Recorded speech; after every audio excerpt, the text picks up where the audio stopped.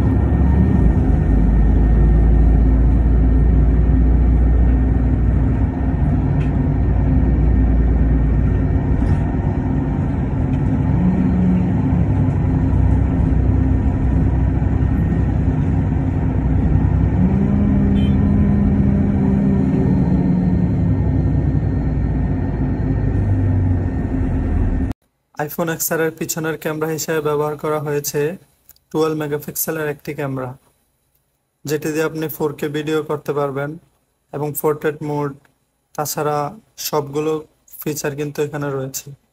IPhone 16-এর সাথে যদি এটির ক্যামেরা তুলনা করেন তেমন কোনো পার্থক্য খুঁজে পাবেন না, একদম হালকা পার্থক্য রয়েছে।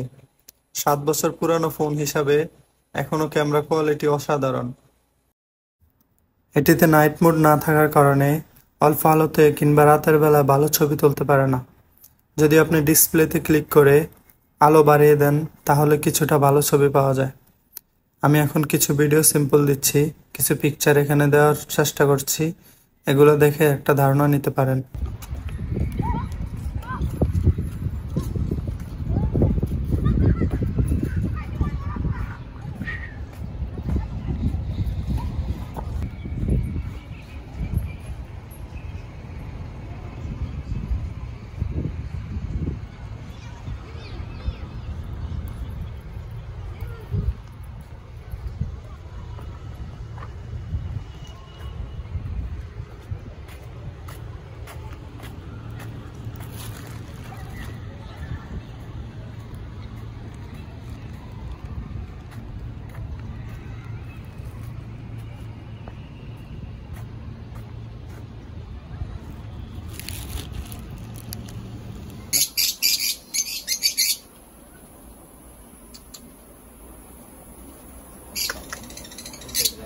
এদিকে কি জানি আছে আরো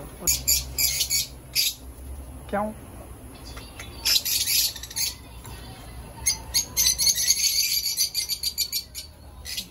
দারুন তো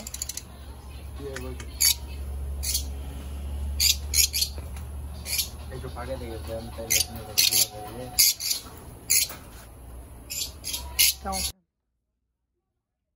এগুলো হচ্ছে বাচ্চাদের কাপড় চোপড়, ছোট বাচ্চাদের, বড় বাচ্চাদেরও আছে এখানে। এদিকে নাজমুল্লাহ মার্কা কাপড় চোপড়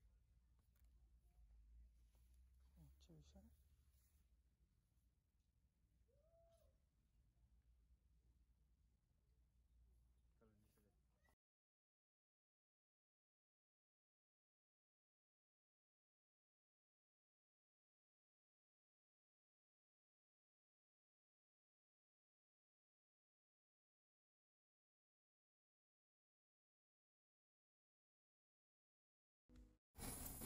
এটিতে ব্যবহার করা হয়েছে 2942 এম্পিয়ারের একটি ব্যাটারি। এটি 0 থেকে 100% চার্জ করতে সময় নেয় 2 ঘন্টার মতো। দেখতে পাচ্ছেন ব্যাটারি হেলথ রয়েছে 77%। আর এটি যদি আমি ভিডিও কলে কথা বলে দেখেছিলাম, স্ক্রিন অন টাইম পাওয়া যায় 4 ঘন্টার মতো। আর যদি নর্মাল ইউজ করি তাহলে একদিন খুব সুন্দরভাবে চলে। কিন্তু দেখেন আমি কতটা ইউজ করি মোবাইল, প্রায় 20 ঘন্টার মতো screen on time, screen off time 2 ঘন্টার মতো।